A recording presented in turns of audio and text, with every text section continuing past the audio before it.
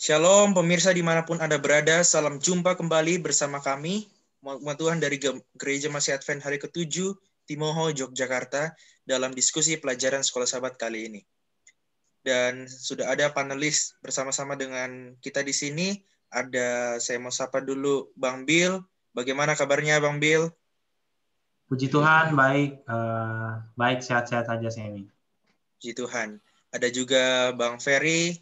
Halo Bang Ferry, bagaimana kabarnya? Halo Sam, seperti biasa, puji Tuhan baik. Puji Tuhan. Dan yang terakhir ada Sherin. Halo Sherin, bagaimana kabarnya? Bang Semi, puji Tuhan, sehat. Puji Tuhan, semua dalam keadaan sehat. Dan kami mengharapkan pemirsa dimanapun Anda berada tetap dalam keadaan sehat dan baik-baik saja. Kita tiba di pelajaran yang ketiga di Sekolah Sahabat kita, tapi sebelumnya saya mengundang Sherin untuk membukanya dalam doa. Silakan Sherin. Mari kita bersatu dalam doa. Tuhan Allah Bapa yang berkata dalam kerajaan surga, terpujilah Engkau Tuhan di tempat yang sangat tinggi. Pada saat ini Tuhan, kami hamba-Hambamu Tuhan bersatu hati untuk kami mau belajar sedikit daripada firman-Mu melalui Sekolah Sahabat. Bantu kami Tuhan agar kami boleh belajar dan kami boleh mengerti apa yang Kau ingin sampaikan bagi kami. Bisa kami sepanjang pembahasan ini Tuhan, Yesus kami berdoa. Amin.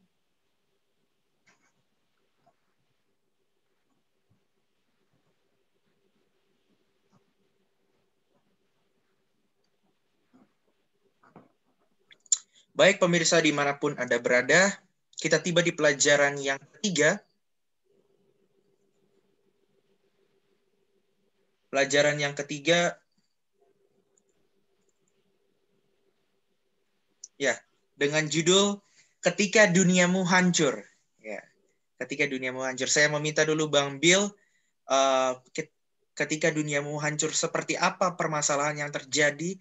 Apa ini yang terjadi permasalahannya ini di bangsa Israel kira-kira? Dan kira-kira pelajaran kita mencakup apa? Dan boleh dilanjutkan dengan pelajaran hari Minggu oleh Bang Bill. Silakan Bang Bill. Oke, terima kasih Semi. Jadi kita sudah sampai di pelajaran yang ketiga ya, ketika duniamu hancur. Nah,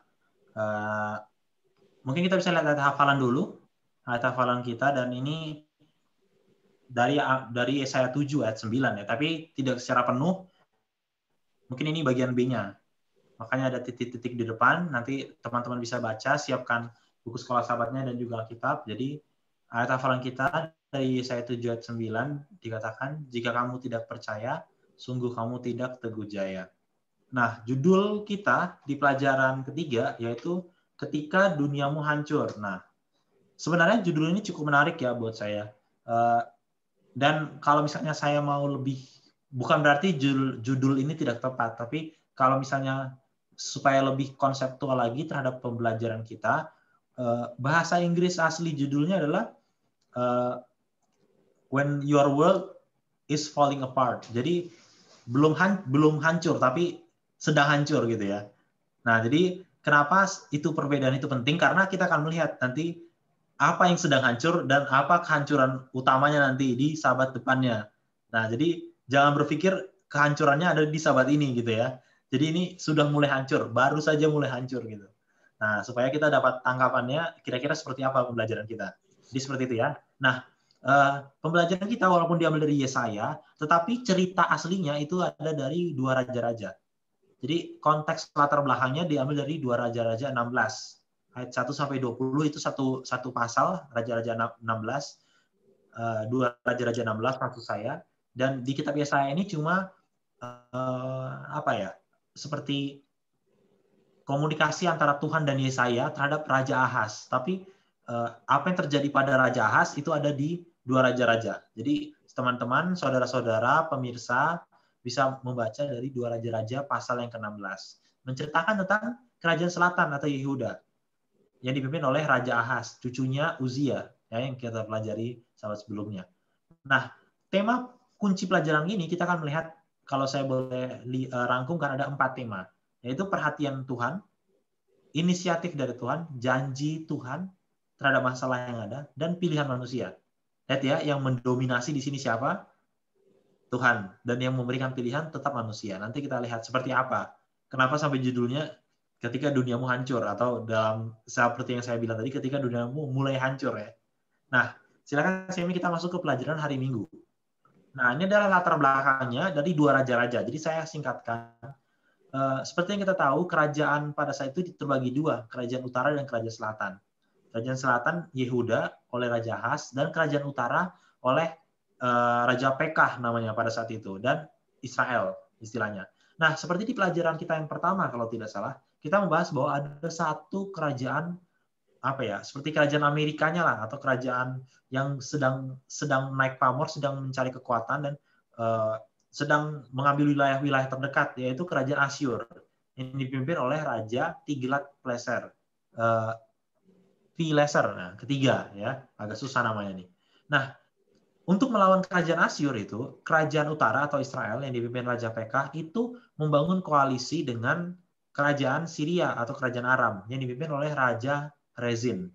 Nah, koalisi mereka yang disebut sebagai koalisi Siro-Efraim itu sebenarnya ingin menyerang kerajaan Asyur, atau supaya mengimbangilah kekuatan kerajaan Asyur yang sedang naik wilayahnya. Nah, untuk memenuhi tujuan itu mereka berniat untuk melawan kerajaan selatan nih, untuk mengalahkan kerajaan selatan supaya kerajaan selatan bergabung dengan koalisi mereka. Jadi kalau di grafiknya bisa dilihat yang merah-merah itu, garis putus-putus itu adalah rencananya. Jadi mereka menyerang kerajaan Asyur rencananya. Tetapi malah kerajaan selatan, nah ini uniknya di pelajaran kita, kenapa dunia ini mulai hancur pada saat itu. Nah, yaitu Raja Ahaz itu malah meminta bantuan kepada musuhnya, gitu ya. Jadi dia meminta bantuan kepada kerajaan Asyur yang notabene adalah tujuan utama dari koalisi ini. Nah, jadi kalau kita lihat di Minggu, judulnya Bahaya dari Utara, itu maksudnya koalisi ini ya. Nah, menanggapi bahaya ini, Allah itu mengatakan di Yesaya 7, mengatakan bahwa nggak perlu khawatir Raja Ahaz melalui Yesaya terhadap serangan Siro-Efraim. Allah juga mengatakan bahwa Allah tuh sudah tahu rencana mereka mau ngapain, mau menyerang siapa pada akhirnya, mau bentuk koalisi dengan siapa. Dan Allah juga bilang pada Raja Ahaz, memastikan bahwa nggak apa-apa rencana mereka tuh akan gagal. Tapi Allah cuma minta Raja Ahaz harus beriman. Dan perlu kita catat bahwa Ahaz ini adalah raja yang buruk. Ya, dia mempersembahkan korban bahkan anaknya sendiri. Jadi kontradiktif di pelajaran kita adalah Allah meminta orang yang tidak beriman untuk beriman terhadap serangan ini.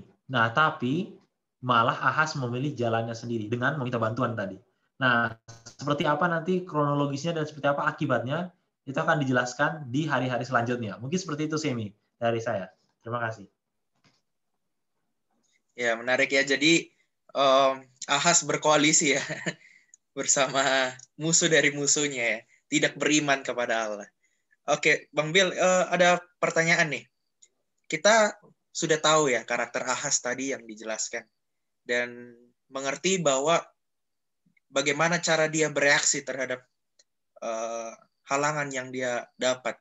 Dan kira-kira pelajaran apa yang kita bisa ambil untuk kehidupan kita secara pribadi nih, Bang Bill.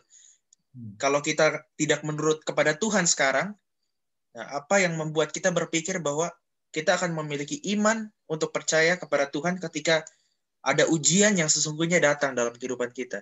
Seperti apa itu, Bang Bill? Silakan.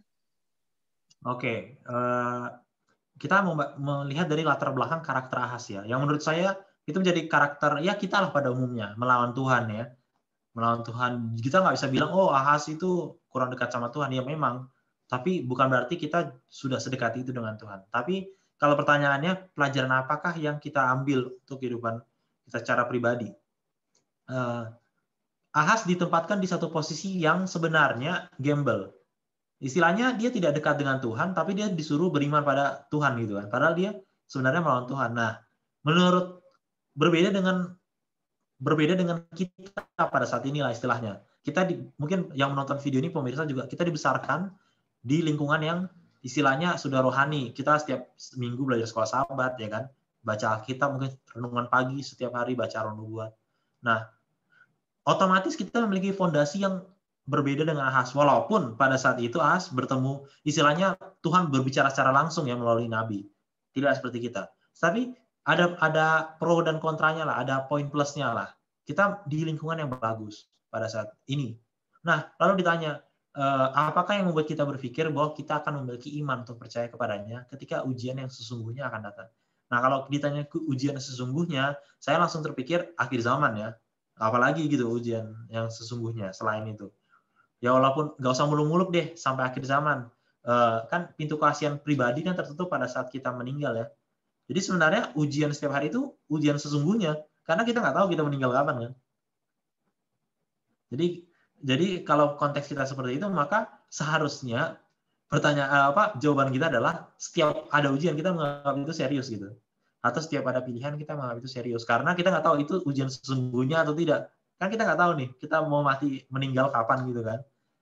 Kalau kita nantilah masih belum undang-undang hari Minggu, nantilah masih belum nikah, nantilah. Nah, akhirnya nggak nanti itu sesungguhnya nggak ada. Sama seperti Ahas. Apakah ujian sesungguhnya ada karena pilihan dia pada saat itu? Nanti kita lihat ya. Saya nggak mau spoiler biar dijelaskan oleh teman-teman lainnya. Silahkan, Semi. Saya balikkan. Amin, puji Tuhan. Terima kasih, Bang Bill. Saya mau ke Bang Ferry. Ini ada pelajaran yang menarik di hari Senin dan hari Selasa, upaya pencegahan dan juga kesempatan lain nanti di hari Selasa. Kira-kira apa yang kita bisa dapat gambaran dari pelajaran upaya pencegahan dan kesempatan lain ini? Silakan diuraikan, Bang Ferry. Oke, terima kasih Sam. Menurut saya ini pelajaran yang luar biasa ya. Ada yang kita bisa sinkronkan apa yang tadi dikatakan oleh Bill Sam sebagai pendahuluan. Ya. Saya melihat di sini ya Raja Ahas tuh sebagai raja kerajaan Yehuda posisinya terjepit ya karena dia mendapat ancaman ya dari dua koalisi ya kerajaan Israel dan Aram. Ya. Nah, karena menjadi pertanyaan penting sebenarnya kan apa sih strategi Raja Ahas dalam situasi krisis seperti ini? Ya. Nah, kalau saya lihat tuh ada dua pilihan strategi untuk keluar dari krisis tersebut. Yang pertama adalah membangun aliansi dengan Raja Asyur yang tadi sudah disebutkan oleh Bilsam, atau meminta perlindungannya ya kepada Raja Asyur atau dengan Tuhan. Jadi itu dua pilihan ya strategi yang harus diambil oleh Ahas. Ya. Nah, ketika dua strategi ini harus diambil, sebenarnya apa yang Tuhan lakukan gitu ya supaya Ahas ini mengambil strategi yang tepat gitu ya bagi dirinya dan juga bahkan bagi bangsanya Yehuda gitu. Yang pertama adalah Allah melakukan inisiasi ya, yaitu memperingatkan Raja Ahas dengan ya dia pertama mengutus Nabi Yesaya kepadanya untuk bertemu ya. Untuk memperingatkan agar tidak meminta bantuan ke Raja Asyur ya. Dan supaya jangan kecut terhadap dua aliansi tersebut. Ya, itu bisa kita lihat tadi di Yesaya 7 ayat 4 tadi Bilsam sudah sempat menyinggung tersebut ya. Dan ini adalah apa? Salah satu aksi ya nyata dari Tuhan. Ya bagaimana sih supaya kita itu ya sebagai manusia itu ya selalu mengambil pilihan-pilihan yang tepat yang sesuai dengan kehendak Tuhan. Oke. Mungkin kita lanjut terus. Oke. Nah, lalu Allah meminta ya agar Raja Asyur meminta tanda daripadanya. Ini secara spesifik ya, gitu ya.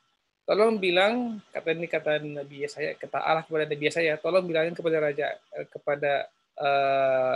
Raja Yehuda ya supaya ini bukan Raja Asyur itu ya, sorry salah ketik saya itu, tapi raja dari Yehuda supaya ya minta tanda kepadanya bahwa saya tuh melindungi gitu loh. Raja Asa dan juga bangsa Yehuda. Dia Allah itu ingin supaya dia dipercayai. Ya. Dia melakukan segala hal. Ini menurutku sesuatu kesempatan yang luar biasa ya. Bagaimana diberikan hak privilege itu yang besar gitu loh. Ayo silakan minta tanda kepada saya bahwa saya benar-benar akan melindungi kalian gitu loh. Namun itu ditolak oleh raja. Ya, dia dengan segala diplomatis bicara segala macam, akhirnya ditolak gitu. Nah, kita bisa lihat di sini sebenarnya adalah Ahaz tidak mengizinkan Allah untuk menolong dia untuk percaya.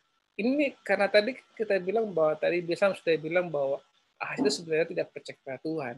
Ya. Oleh sebab itu makanya dia selalu melakukan tindakan-tindakan yang tidak menyenangkan hati Tuhan. Ya. Sampai dia mengorbankan anaknya sendiri. Makanya Tuhan berusaha ya, menjangkau hatinya. Ya. Tetapi ya dia tidak mau mengizinkan ya, dirinya untuk agar Tuhan menolong dia supaya dia percaya. Ini berbeda dengan cerita murid Yesus ya, contohnya Thomas gitu ya. Ya ingin dia percaya harus dia melihat gitu loh. Kalau saya melihat, saya akan percaya kan gitu.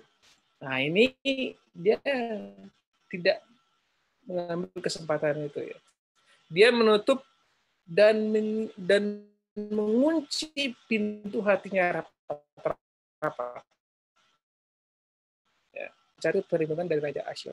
Ya, kenapa? Ya tadi karena dia memang tidak percaya kepada Tuhan, tidak bersandar kepada Tuhan. Ya. Apa akibatnya? Itu kalau di 2 Tawar 28 itu mengerikan sekali akibatnya ya. Ada dalam satu hari itu pasukan tangkas Yehuda itu tewas. Ya, bukan Texas tuh ya, tewas 120, ya banyak sekali itu ya, 120.000 orang. Ya. Lalu rakyat ditawan. Ini adalah akibat mengambil pilihan yang salah. Ya. Lalu dan yang menariknya sebenarnya adalah ya, yang paling paling sialnya bagi Raja Ahaz ini ya, bukan Asyur tuh ya. Nah, Raja Ahaz atau Raja Yehuda ini pada akhirnya bukan benar Raja Asyur pada akhirnya bukan membantu tapi malah menekan. Ya.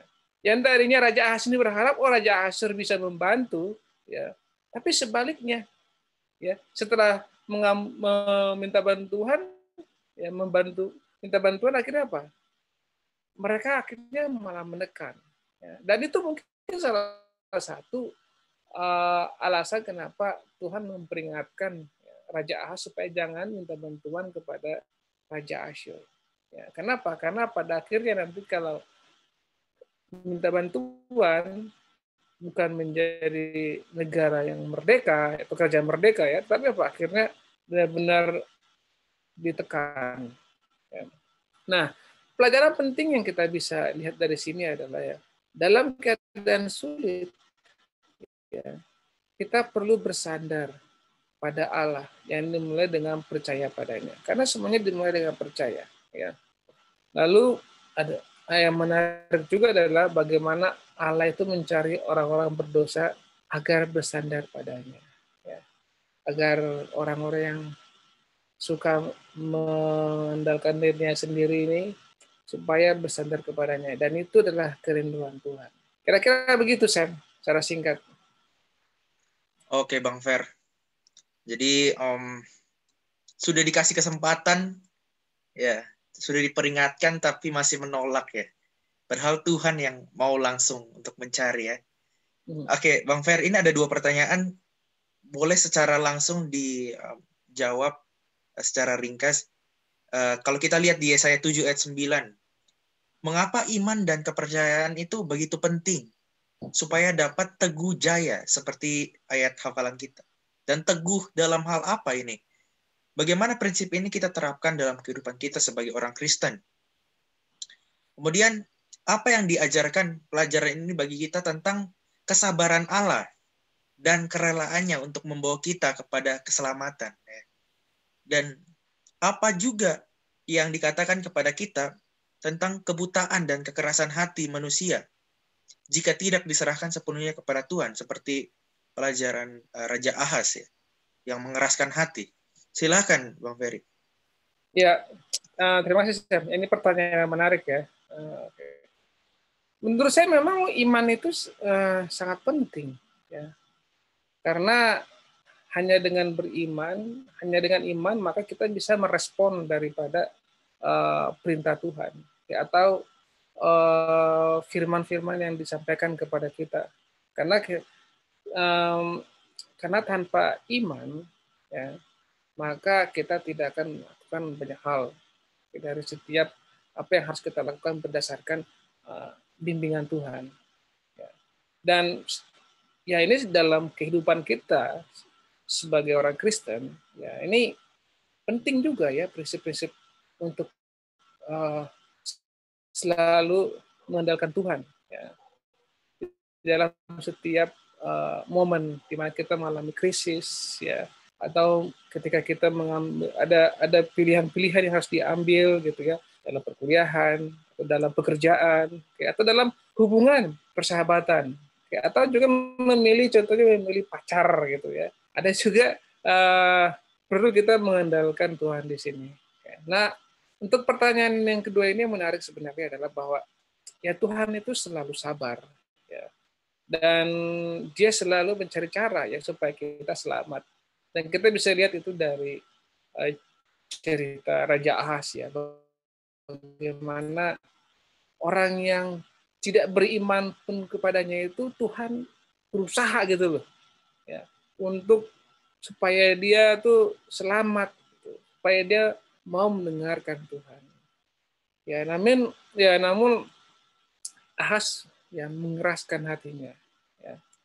Dan ini juga menjadi pelajaran bagi kita sebenarnya, bagaimana kalau kita sering mengeraskan hati, ya, maka akan ada konsekuensi yang akan kita hadapi ke depan. Di mana kita akan mengambil keputusan yang salah, ya, sehingga merugikan diri kita masa sekarang dan masa mendatang, dan juga bahkan orang lain sih akan terdampak juga. Kira-kira begitu, Sam. Oke, amin, puji Tuhan ya. Jadi perlu melembutkan hati ya, bahwa Tuhan sudah sabar. Kita harus melembutkan hati kita ya. Baik, saya mau ke Sherin. Sherin, pelajaran hari Rabu dan hari Kamis boleh nanti dirangkum. Di hari Rabu ada tanda seorang anak laki-laki. Nah, ini seperti apa? Dan di hari Kamis judulnya Allah beserta kita. Mungkin ini ada hubungannya ya, Sherin. Silahkan diuraikan, Sherin. Oke, baik. Kita sudah mengetahui ceritanya daripada Raja Ahaz dan bangsa Israel. Kemudian Allah mengutus Yesaya bagi Raja Ahaz, seperti yang sudah dijelaskan oleh Kabil juga Bang Ferdo. Dan di hari Rabu dan Kamis ini kita akan membahas lebih daripada isi nubuatan yang Yesaya berikan kepada Ahaz. Tepatnya kedua hari ini kita akan membahas dalam Yesaya 7 ayat 14. Satu lebih ke teorinya, satu aplikasinya. Hari Rabu adalah tanda seorang anak laki-laki. Jadi kita tahu sudah dijelaskan juga oleh Bang Ferdo bagaimana Ahaz sudah dengan secara spesial diberikan amaran dari Yesaya untuk meminta tanda. Allah sendiri yang menyuruh Ahaz untuk meminta tanda kepada Allah. Allah bahkan mengatakan dalam ayat 11, mintalah satu pertanda dari Tuhan Allahmu, biarlah itu sesuatu dari dunia orang mati yang paling bawah, atau sesuatu dari tempat tertinggi yang di atas. Bayangkan Allah yang Maha Kuasa menawarkan seisi bumi, sealam semesta, dari orang mati hingga yang paling mulia di atas, hanya untuk satu raja yang jahat ini. Dan bahkan raja yang jahat ini menolaknya. Jadi di sini aja kita melihat bagaimana besarnya hati Tuhan, keinginan Tuhan untuk satu orang yang jahat untuk berbalik kepada Tuhan, gitu. Namun Ahaz masih menolak dan akhirnya Tuhan sendiri yang menawarkan kepadanya, karena kamu tidak meminta, inilah tanda yang aku berikan kepadamu. Ya, tapi di sini saya melihat sangat menarik dan saya kurang mengerti juga. Dan sekolah sahabat membantu saya untuk mengerti, karena Tuhan memberikan tanda adalah seorang anak laki-laki. Di sini kita akan belajar bagaimanakah ini dapat menjadi tanda.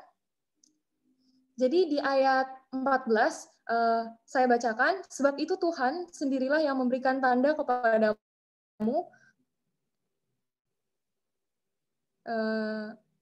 suatu pertanda. Sesungguhnya seorang perempuan muda mengandung dan akan melahirkan seorang anak laki-laki, dan ia akan menamakan dia Immanuel. Jadi siapakah seorang wanita ini Dan siapakah anaknya? Ada beberapa pertimbangan dari beberapa orang. Akan siapa wanita, dan yang pertama bahwa Immanuel yang dijanjikan, anak laki-laki pertandaan ini adalah anak Yesaya. Kita bisa lihat dalam Yesaya 8 ayat 3. Karena kata yang digunakan dalam Yesaya 7 ayat 14, perempuan muda ini merujuk pada seorang wanita muda yang cukup dewasa untuk menikah. Jadi itu diperkirakan adalah istri daripada Yesaya. Dan di ayat 16 dikatakan, sebelum anak itu tahu menolak yang jahat dan memilih yang baik, maka negeri yang kedua rajanya engkau takuti, yaitu Asyur dan Israel, akan ditinggalkan kosong. Dan kalau kita menganggap bahwa anaknya yang dalam Yesaya 8 ayat 3 itu adalah anak Immanuel ini, bisa saja tepat, karena saat anak itu masih kecil, timeline-nya pas. Raja Israel dan Raja Asyur pecah. Namun, masalah yang paling besarnya adalah Yesaya 8 ayat 3 dikatakan nama anak itu adalah Maher Shalal Hashbaz. Namanya, dan tidak ada satu ayat pun yang mengatakan bahwa nama anak ini atau nama anaknya yang pertama yang disebutkan di Yesaya 7 adalah Immanuel. Jadi runtuh bahwa anak Yesaya adalah seorang anak laki-laki yang dinubuatkan saat ini. Kemudian ada juga yang mengatakan bahwa yang dijanjikan di sini adalah Raja Hizkia, yaitu anak Ahaz. Beberapa orang mengatakan seperti itu. Tetapi tidak ada satu ayat pun yang menyatakan bahwa namanya adalah Immanuel. Lagi-lagi. Yang ketiga, ini adalah dugaan atau spekulasi bahwa anak yang sama yang dinubuatkan di sini adalah anak yang sama juga dinubuatkan dalam Yesaya 9 dan 11. Nah, di dalam Yesaya 9 dan Yesaya 11 itu adalah anak ilahi dan juga pangkal Isai. Jadi kalau benar ini adalah anak yang sama, berarti anak itu adalah juga anak ilahi dan juga disebut pangkal Isai. Dan kalau iya, dan teori ini benar, maka dikatakan bahwa Hizkia adalah salah. Karena Hizkia walaupun adalah satu raja yang baik dan juga anak daripada Ahaz, namun tidak pernah dikatakan adalah anak ilahi atau pangkal Isai. Kemudian yang keempat dan yang dianggap benar, sejauh ini paling mendekati dari Sekolah Sahabat, dikatakan adalah Yesus. Dalam Matius 1 ayat 21 hingga 23 dikatakan ia adalah Immanuel. Dalam Yesaya 9 ayat 6 itu berbicara tentang Yesus, juga dalam Matius 3 ayat 19. Dan juga Yesus dikatakan sebagai tunas dan Taruk Isai. Dalam Yesaya 11 ayat 1 hingga 10 membicarakan tentang Yesus, juga dalam Wahyu 22 ayat 16. Jadi, mungkin pada awalnya Immanuel yang masa kanak-kanaknya dinyatakan kepada Ahaz saat itu membuktikan ketepatan waktu dari penggerapan nubuatan. Dapat saja diduga sebagai pendahulu Kristus. Kita tidak pernah tahu, kita tidak tahu. Jadi ini adalah satu luasnya Alkitab dan menarik dan kayanya Alkitab. Begitu. Untuk hari Kamis masih di ayat yang sama dalam Yesaya 7 ayat 14. Judulnya adalah Allah beserta kita. Jadi hingga titik ini kita sudah mendapatkan beberapa nama. Yang pertama adalah nama anak daripada Yesaya, dua anak Yesaya. Dan masing-masing itu mempunyai arti. Shear-Yashub yang dibawa Ahaz untuk bertemu dengan yang dibawa Yesaya untuk bertemu dengan Ahaz, namanya berarti umat yang sisa akan kembali. Kemudian anaknya yang kedua dalam Yesaya 8 ayat 3, Maher Shalal Hashbaz, yang artinya jarahan. Begitu juga nama yang dalam Yesaya 7 dikatakan Immanuel. Itu berarti kita semua mungkin sudah ketahui beserta kita Allah. Namun lebih sering kita dengar dan diterima adalah Allah beserta dengan kita. Namun seperti dengan kata nama nama Ibrani lainnya tidak dimasukkan kata kerja. Jadi seharusnya kalau kita masukkan kata kerja, translasi yang lebih tepat adalah Allah adalah dengan kita. Di sini perbedaannya Allah beserta kita. Bisa saja Allah beserta dengan kita mungkin di mana saja. Namun dengan kata kerja ini ditambahkan Allah adalah dengan kita. Itu berarti Allah among us, berserta dengan kita, bersama kita begitu. Jadi bukan hanya Allah beserta, namun Allah dengan kita gitu. Dan juga Yesus atau Yehoshua atau Yoshua itu berarti Tuhan adalah keselamatanku. Ditambahkan lagi dengan kata kerja, itu berarti keselamatan dari Tuhan. Lebih dari Tuhan adalah keselamatanku, tapi kita mengetahui keselamatan itu berasal dari Tuhan. Dan di sini kita tahu, Immanuel bukan sekedar gambaran abstrak atau sebuah ungkapan begitu saja, tapi melainkan penegas janji yang telah digenapi. Tuhan tidak, dari satu cerita ini kita bisa mengerti bahwa Tuhan tidak pernah berjanji bahwa setiap umatnya, umat Israel bahkan saat itu tidak mengalami kesukaran dan penderitaan. Karena kalau kita pelajari lebih lanjut lagi, Tuhan memberikan kesukaran dan penderitaan bagi bangsa Israel karena tujuannya adalah untuk mengingatkan Ahaz bahwa ia telah berpaling jauh dan diharapkan serangan atau ancaman ini adalah untuk mengingatkan ia kembali kepada Tuhan. Jadi penderitaan dan kesukaran yang kita alami di dalam hidup kita sekarang ini, mungkin itu adalah pengingat daripada Tuhan. Tapi, jadi Tuhan tidak pernah berjanji kita tidak akan mengalami kesukaran atau penderitaan. Tapi Tuhan selalu berjanji bahwa Tuhan akan beserta dengan kita, bahwa Immanuel. Begitu juga kita bisa temui dalam buktinya, dalam Mazmur 23 ayat 4 dan Yesaya 43 ayat 2. Kita boleh masing-masing membaca di rumah. Di sini ada satu lagi bukti-bukti di manakah Tuhan saat umatnya mengalami kesukaran.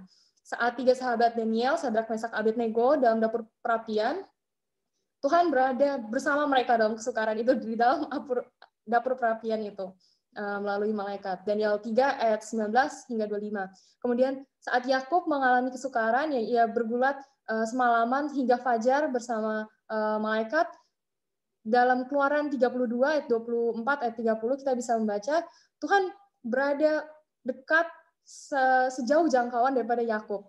Dan saat Stefanus dilempar dalam Kisah 7 ayat 55 kita semua tahu ceritanya. Stefanus dilempari di rajam batu. Di sini dikatakan Stefanus melihat ke atas dan Yesus berada di sebelah kanan Allah berdiri. Berbeda, padahal kalau kita baca Ibrani 1 ayat 13, saat Yesus naik ke surga, Yesus sedang duduk di atas kanan Allah Bapa. Roy Gain, God's Faulty Heroes, dari buku ini bisa dibaca sumbernya, menyatakan bahwa Stefanus melihat Yesus berdiri, sedangkan saat Yesus pertama kali datang ke surga, ia duduk di sebelah kanan Bapa, karena saat ia melihat Stefanus, ia tidak hanya duduk saja menonton Stefanus, tapi ia sampai berdiri. Begitu. Mungkin begitu, Bang, untuk Rabu dan Kamis. Luar biasa ya. Puji Tuhan. Immanuel berarti Allah beserta kita, dan di saat umat-umatnya mengalami kesukaran, Tuhan ada bersama-sama dengan kita. Oke, Sherin, ada pemikiran dan pertanyaan. Ada 2 di sini. Yang pertama, atas realitas bahwa Kristus datang menjelma sebagai manusia, kita tahu. Dan penghiburan apakah yang dapat diberikan ketika Kristus datang menjelma sebagai manusia ini kepada kita di tengah-tengah dunia yang sangat kejam dan menakutkan, bahkan yang tidak memiliki kepedulian. Itu yang pertama, Sherin. Dan yang kedua, meskipun kita memiliki janji bahwa Allah beserta kita, perbedaan apakah yang dibuatnya jika kita masih mengalami ujian dan penderitaan? Dan manfaat apa yang kita dapatkan jika kita mengetahui kehadiran Tuhan? Nah, ini menarik nih. Silakan, Sherin. Baik. Karena kedua pertanyaan ini mirip-mirip, saya akan menjawab keduanya sekaligus. Karena keduanya adalah bertanya kalau kita mengetahui Yesus telah menjadi manusia untuk kita, dan Tuhan telah bersama kita, apakah signifikansinya dalam kehidupan kita yang kejam dan penuh ujian ini? Mungkin seperti itu. Kalau kedua pertanyaan ini boleh digabungkan. Seperti yang kita sudah baca, dengan seperti yang kita belajar juga dari Ahaz, seharusnya dengan Ahaz lebih dekat kepada Allah dan menuruti segala perintah Allah, ia akan mengetahui bahwa Allah telah memilih Israel sebagai bangsa pilihannya. Dengan begitu, ia tahu bahwa Allah mengasihi dia, dan walaupun banyak peperangan terjadi mungkin di sekitarnya, ia mengetahui bahwa masih ada pengharapan dan terus tertuju pada Tuhan. Begitu juga dengan kita. Dengan kita mengetahui bahwa Allah beserta dengan kita, dan kita merenungkan bahwa Yesus juga begitu mengasihi kita, dengan apapun kondisi kehidupan kita sekarang ini, pencobaan apapun yang kita alami sekarang, walaupun kita terus diuji dan terus mengalami penderitaan, kita akan selalu memiliki pengharapan, juga kekuatan yang berasal daripada Tuhan. Karena ujian dan penderitaan itu kita tahu adalah untuk kebaikan kita, untuk mengolah kita lebih baik lagi, begitu. Mungkin begitu, Bang. Amin, puji Tuhan, terima kasih. Untuk itu saya meminta Bang Bill, kita sudah di kesimpulan, kira-kira pelajaran apa yang kita bisa ambil di sini? Silakan Bang Bill. Oke, jadi kesimpulan ya untuk pelajaran kita. Ada beberapa poin di sini yang saya sudah buatkan untuk kesimpulan. Dan poin pertama, kita lihat dari Raja Ahaz ya, bahwa terkadang umat Allah itu umat Allah sendiri ya. Jadi bukan seperti yang Sherin bilang tadi, Tuhan sendiri sudah bilang bahwa kamu ini umatku gitu. Umat Allah sendiri lupa bahwa Tuhan mengharapkan kesetiaan dari mereka yang telah menjalin hubungan perjanjian dengannya. Jadi didasarkan atas janji. Sehingga dalam pemeliharaannya Allah mengizinkan keadaan sulit menimpa umatnya. Nah, menurut saya ini adalah sesuatu yang jarang atau susah kita mengerti ya, bahwa gimana mungkin soal umat yang Tuhan berikan janji, tapi Tuhan pelihara, tapi ada keadaan sulit. Tapi di sini uniknya, sehingga dalam pemeliharaannya Allah mengizinkan keadaan sulit. Gimana itu? Itu kan paradoks ya, pemeliharaannya. Kalau kita kan taunya, wah kalau sudah dipelihara Tuhan tidak ada yang sulit gitu. Tapi di sini, sehingga dalam pemeliharaannya Allah mengizinkan keadaan sulit menimpa umatnya. Sebagai apa? Sarana menyadarkan mereka akan kebutuhan untuk mencari Tuhan. Nah, mungkin kalau Tuhan mengizinkan keadaan sulit, mungkin sebaiknya kita mengecek ya diri kita, keluarga kita, kita sebagai jemaat, kira-kira apa yang ingin Tuhan sadarkan gitu kepada kita sebagai individu, sebagai komunitas orang percaya. Nah, yang kedua, Tuhan kita adalah Allah yang menjaga anak-anaknya dalam semua bidang kehidupan, termasuk hal-hal sekuler. Nah, ini poin-poin ini saya ambil dari pedoman untuk guru ya, sekolah sahabat kita, dan ini menurut saya sangat bagus. Semua bidang kehidupan, termasuk hal-hal sekuler, atau masalah yang sebenarnya nggak ada hubungannya dengan aspek rohani. Jadi jangan kita pikir Tuhan itu cuma peduli kalau misalnya, wah gereja nggak bisa dibangun, atau wah iman saya lagi rendah. Wah, enggak. Bahkan kalau kita nggak punya beras, atau bahkan kalau kita mau ujian, Tuhan tuh peduli. Nah, termasuk hal-hal sekuler sekalipun Tuhan tuh peduli. Kalau di pedoman guru, kalau kita baca bahwa kalau kita sampai melupakan itu, kita melupakan bahkan Tuhan bisa memperbaiki kita di bidang rohani sekalipun. Jadi kita harus melihat Tuhan bisa memperbaiki kita di semua bidang. Barulah kita bisa percaya. Nah, terus yang ketiga, Tuhan mengambil inisiatif. Ini yang tadi Kak Ferry jelaskan ya. Tuhan yang mengambil inisiatif. Hei, kamu kurang percaya? Ya biar saya yang buat kamu percaya gitu kan. Kan lucu ya. Ini kayak Tuhan itu seperti salesman ya. Kurang percaya tapi biar saya yang buat kamu percaya beli produk ini gitu kan. Nah, tapi lucunya kalau salesman itu kita yang beli, tapi ini enggak, Tuhan yang kasih gitu. Kamu nggak percaya saya kasih ini. Nah, ini saya bikin kamu percaya dulu, saya kasih. Nah, itulah inisiatifnya Tuhan ya.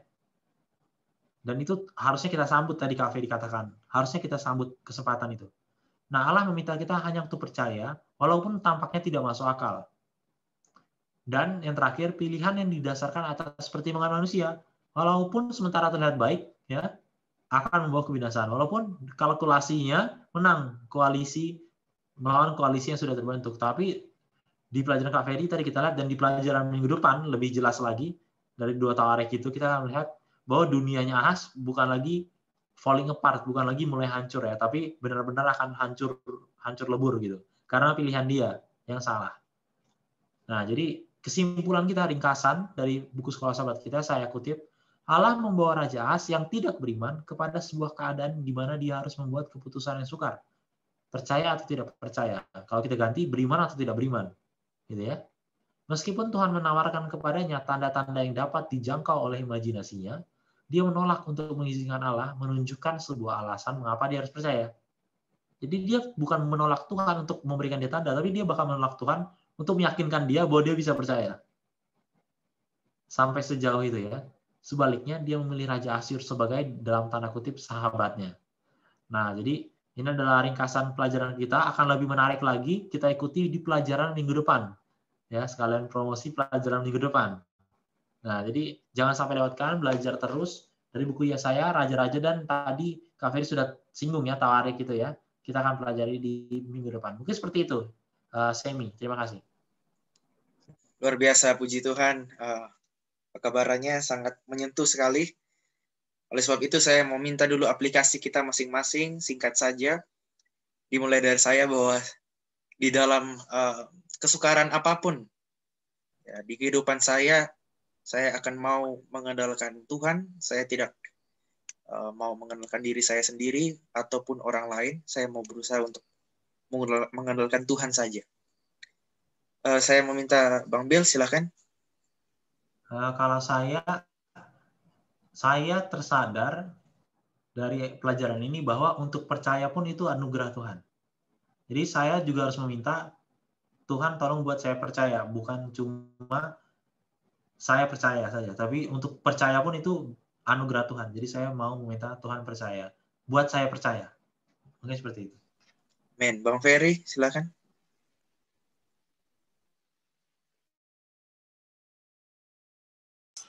Oke. Aplikasinya yang simpel yang saya lakukan dari pelajaran ini, yang melihat ya refleksi kepada saya bahwa saya mungkin belum bersandar kepada Tuhan sepenuhnya ya. Kadang-kadang masih mengandalkan diri sendiri. Ya. Mungkin jadi teguran gitu ya. Firman malam hari ini. Dan saya mungkin akan bertanya sih, mencari apa sih yang membuat saya itu kurang percaya, kurang bersandar gitu ya, sehingga bisa menemukan titik-titik lemahnya di mana, sehingga nanti bisa lebih percaya lagi kepada Tuhan. Ya, terima kasih. Amin. Sharing, silakan. Kalau aku, dalam setiap pilihan atau yang akan aku lakukan, mungkin sekecil apapun, aku akan belajar untuk lebih meluangkan waktu sedikit lebih untuk lebih memikirkan Tuhan dan dari sudut pandang Tuhan. Amin, terima kasih, dan biarlah pelajaran ini boleh menjadi kekuatan bagi kita untuk selalu bergantung sepenuhnya kepada Tuhan. Untuk itu saya minta Bang Ferry untuk menutup kita dalam doa. Silakan Bang Ferry. Oke, mari kita berdoa. Puji nama-Mu Tuhan, atas malam hari ini Engkau telah membukakan siapa Engkau melalui buku Yesaya pasal 7 Tuhan. Dan kami bersyukur kami mengetahui bahwa Engkau senantiasa mencari kami Tuhan, mencari yang ragu-ragu, yang tidak percaya kepada Engkau, supaya percaya kepada Engkau. Karena Engkau mengasihi kami, Engkau menyayangi kami, supaya kami senantiasa mengambil keputusan dengan tepat, sehingga hidup kami akan hidup bahagia. Tuhan. Terima kasih atas firman ini, Bapak. Dan kami berdoa untuk para pemirsa di mana saja kiranya Kau berkati Tuhan mereka, pimpin hidup mereka Bapa, anugerahkan sukacita kepada mereka senantiasa. Ini doa kami Tuhan, di dalam nama-Mu yang Maha Pengasih dan Maha Penyayang. Amin. Amin. Puji Tuhan, pelajaran kita, diskusi kita telah selesai, dan kita akan ketemu lagi di pelajaran minggu depan. Tadi sudah dipromosikan oleh Bang Bill juga. Tetap pantau, di like, di share, dan di subscribe tentunya, sehingga banyak berkat Tuhan yang akan kita dapatkan. Terima kasih, salam jumpa, dan kiranya Tuhan memberkati kita semua.